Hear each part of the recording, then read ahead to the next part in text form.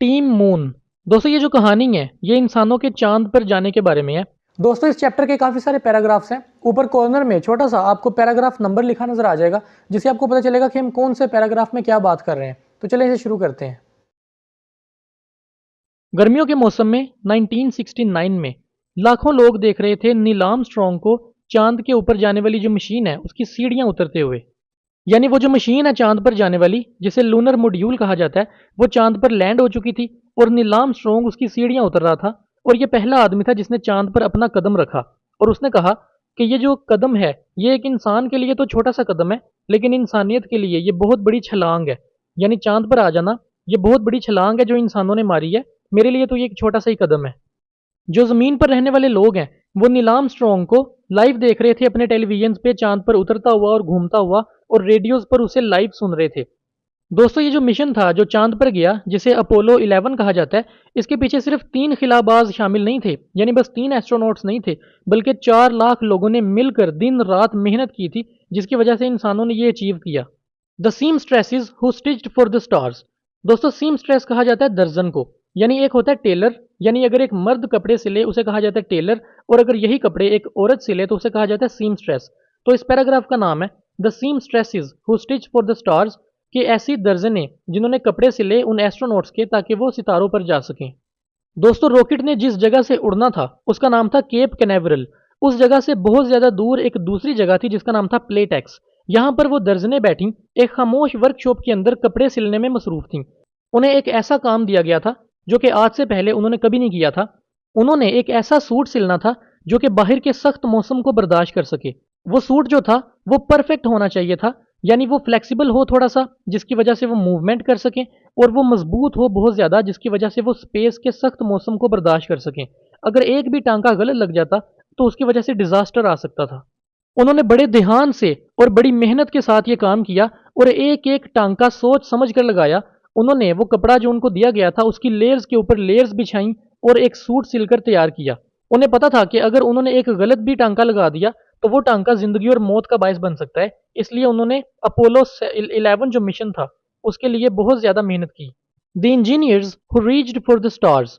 वो इंजीनियर्स जिनकी वजह से सितारों पर जाना मुमकिन हुआ। दोस्तों जो कंपनी थी नासा, उसके अंदर जो इंजीनियर्स काम करते थे, वो इंजीनियर्स ने ऐसी ऐसी प्रॉब्लम्स देखी जो आज से पहले किसी इंसान ने नहीं देखी थी। वो रॉकेट, जिस रॉकेट ने चांद के ऊपर जाना था, उस रॉकेट का नाम था सैटर्न 5। उस रॉकेट को इन्होंने परफेक्ट बनाना था हर तरीके से ताकि वो इस मिशन को सक्सेसफुल बना सके। उन्होंने बहुत ज़्यादा इसके ऊपर टेस्ट किए, हर तरीके से इसको आजमाया, अलग अलग डिज़ाइन बनाए, और वो डिज़ाइन फेल होते गए, वो दोबारा डिज़ाइन बनाते रहे। यानी वो इतनी मेहनत करते रहे इसको परफेक्ट बनाने के लिए। उन्होंने अलग अलग प्रॉब्लम्स सॉल्व की, जैसे कि कैसे रॉकेट को स्टेबल रखा जाए खिला के अंदर, और कैसे खिला के अंदर सफ़र करते वक्त अपनी जो डायरेक्शन है उसको भी दुरुस्त रखा जाए, और कैसे एस्ट्रोनॉट्स को सेफली घर वापस लाया जाए। वो जो इंजीनियर्स थे जो नासा में काम करते थे, उन्हें पता था कि हम सिर्फ तभी कामयाब हो सकते हैं अगर हम बहुत ज़्यादा मेहनत करें, रातों को भी मेहनत करें, और अगर हम मिलकर काम करें। Mission control, the nerve centre of Apollo 11। दोस्तों मिशन कंट्रोल उस रूम को कहा जाता है जिसे कंट्रोल रूम भी कहा जाता है, जहां से हर चीज पर नजर रखी जा रही थी और चीजों को कंट्रोल किया जा रहा था। दोस्तों जो नासा का मिशन कंट्रोल था वो हाउस्टन एक जगह है वहां पे वाकया था। वहां पे एक नौजवान फ्लाइट कंट्रोलर्स की टीम जो है वो बिल्कुल तैयार थी अपना काम करने में। दोस्तों फ्लाइट कंट्रोलर ऐसे लोगों को कहा जाता है जो आने और जाने वाली फ्लाइट्स पर नजर रखते हैं, यानी जब जहाज उड़ता है तो उसको वो गाइड करते हैं, उस पर नजर रखते हैं। तो रॉकेट को गाइड करने के लिए और उस पर नजर रखने के लिए भी फ्लाइट कंट्रोलर्स चाहिए होते हैं। तो एक यंग फ्लाइट कंट्रोलर्स की टीम वहां पे मौजूद थी जो कि मिलिट्री प्रिसीजन का यूज कर रहे थे, यानी जो मिलिट्री के पास टेक्नोलॉजी होती है, एक खास टेक्नोलॉजी, उसका वो इस्तेमाल कर रहे थे। आपकी जानकारी के लिए बता दूं कि जो इंसानों के पास टेक्नोलॉजी होती है, आम लोगों के पास जैसे आपकी और मेरे पास, तो हमारे पास एक नॉर्मल सी टेक्नोलॉजी होती है, लेकिन जो मिलिट्री है, जो फौज है, वो हमेशा एडवांस टेक्नोलॉजी का यूज करती है।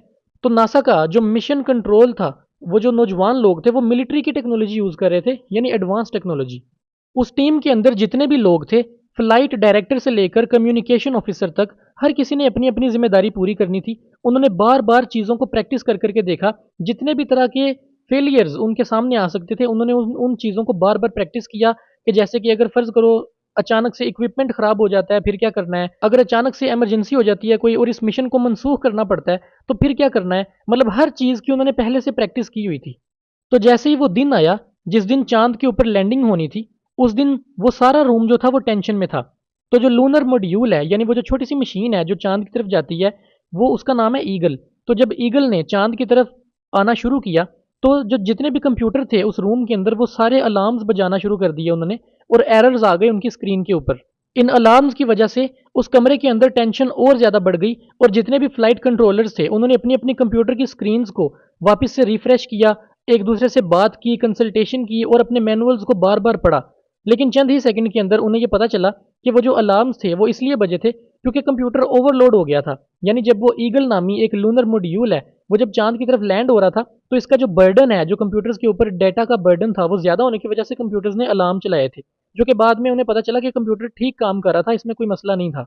तो ये जो उन लोगों की एबिलिटी थी, जो लोग कंट्रोल यूनिट के अंदर बैठे थे, उन लोगों की ये जो एबिलिटी थी कि अपने आप को वो रिलैक्स और काम रखें मुश्किल वक्त में भी, इस एबिलिटी की वजह से जो नील आर्मस्ट्रांग है और उसका जो साथी था एल्ड्रिन, उन्होंने अपना चांद पर उतरना जारी रखा, अपने मिशन को अधूरा छोड़कर वो वापस नहीं आए। जो नील आर्मस्ट्रांग है, जो चांद पर उतर रहा था, उसने रेडियो में मैसेज भेजा। उसने कहा कि ईगल हैज़ लैंडेड, यानी ईगल जो है वो चांद पर उतर गया है। दोस्तों, ईगल उस छोटी सी मशीन का नाम था जो चांद पर उतरी थी। तो जब उसने कहा कि ईगल हैज़ लैंडेड, तो इसकी वजह से जो कंट्रोल रूम था वहां पे तालियों की आवाज़ें गूंज उठी। लेकिन अभी मिशन खत्म नहीं हुआ था, अभी काम बाकी था। Margaret Hamilton and the software that saved the mission. दोस्तों, एक खातून थी जिनके बारे में कोई नहीं जानता, जिनका नाम है मार्गरेट हैमिल्टन। ये वो खातून थी जो सॉफ्टवेयर इंजीनियर थी, और इन्होंने फ्लाइट सॉफ्टवेयर डिज़ाइन किया था। यानी वो जो छोटी सी मशीन है जिसका नाम था ईगल, उस ईगल का जो चांद पर उतरने का काम था, वो काम एक सॉफ्टवेयर ने करना था। उस सॉफ्टवेयर को इन्होंने डिज़ाइन किया था।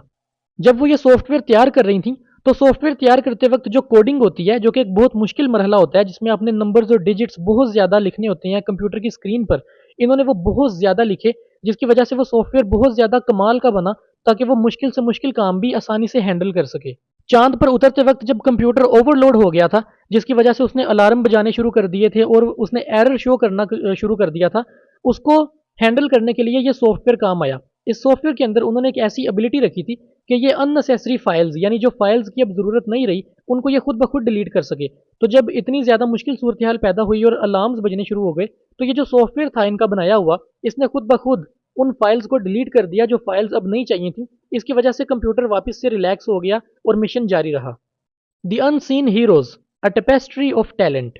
दोस्तों, जो चांद पर जाने का मिशन था, जिसे अपोलो 11 भी कहा जाता है, उसको पूरा करने के पीछे बहुत सारे लोगों का हाथ था।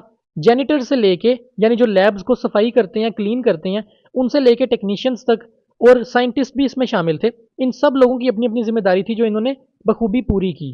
दोस्तों, आपने कुछ चीज़ों को कंफ्यूज नहीं करना। जैसे कि चांद पर जाने वाला जो मिशन था, उसका नाम था अपोलो 11, और जो रॉकेट है जिसने चांद पर जाना था, उस रॉकेट का नाम था सैटर्न 5। और उस रॉकेट के अंदर से एक छोटी सी मशीन निकलती है जो मजीद चांद के ऊपर जाके लैंड होती है। यानी वो रॉकेट लैंड नहीं होता, वो छोटी सी मशीन लैंड होती है, उसका नाम था ईगल। तो इन तीनों चीज़ों को आपने कंफ्यूज नहीं करना। जब वो एस्ट्रोनॉट्स चांद पर उतरे और उन्होंने जब अमेरिका का झंडा चांद पर लगाया और पत्थरों के कुछ सैंपल्स कलेक्ट किए, तो ये सिर्फ वो अपना ख्वाब पूरा नहीं कर रहे थे, बल्कि वो उन सब लोगों का ख्वाब पूरा कर रहे थे जिन्होंने इस काम के पीछे मेहनत की थी। दोस्तों, ये जो मिशन था अपोलो 11, ये अमेरिका ने भेजा था, इसलिए चांद पर अमेरिका का झंडा उन्होंने लगाया था। द वर्ल्ड वॉचेज इन ओ। दोस्तों, जो नील आर्मस्ट्रांग है और जो उसका साथी है एल्ड्रिन, उन्होंने चांद की ज़मीन को एक्सप्लोर किया। उन्होंने अलग अलग एक्सपेरिमेंट्स किए और कुछ सैंपल्स भी इकट्ठे किए। तो ये सब काम जो था, ये दुनिया देख रही थी बड़े प्राउड से। और जो 4 लाख लोग हैं जिन्होंने अपनी दिन रात की मेहनत इसके ऊपर लगाई थी, ये उन सब की कामयाबी थी, और इसके साथ साथ ये पूरी इंसानियत की कामयाबी थी।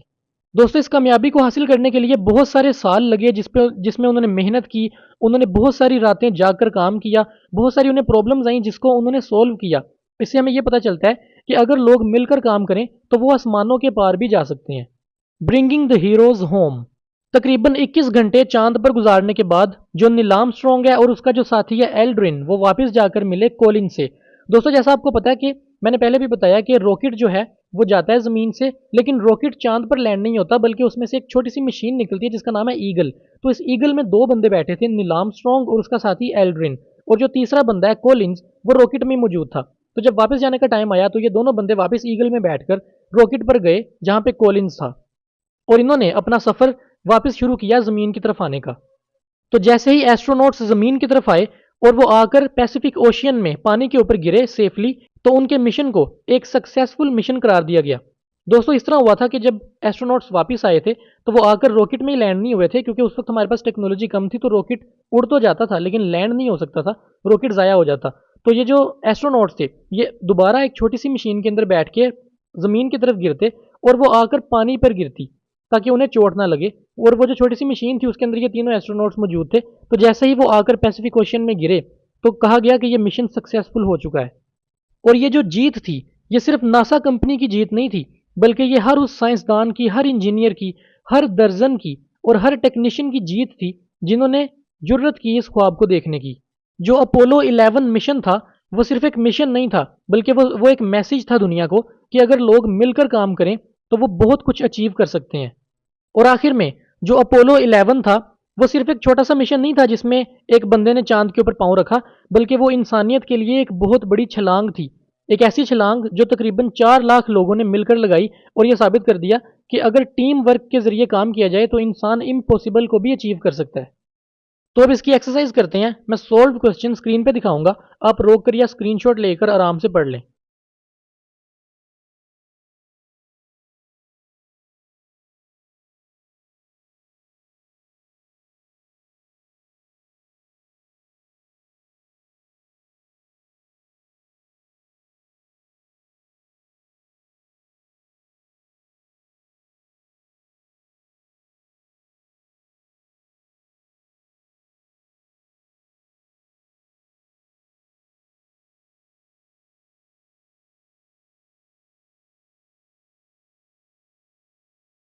मुझे उम्मीद है आपको वीडियो पसंद आई होगी। अगर आपका कोई भी सवाल या कोई भी सजेशन हो तो आप नीचे कमेंट्स में बता सकते हैं। तो मिलते हैं अगली वीडियो में।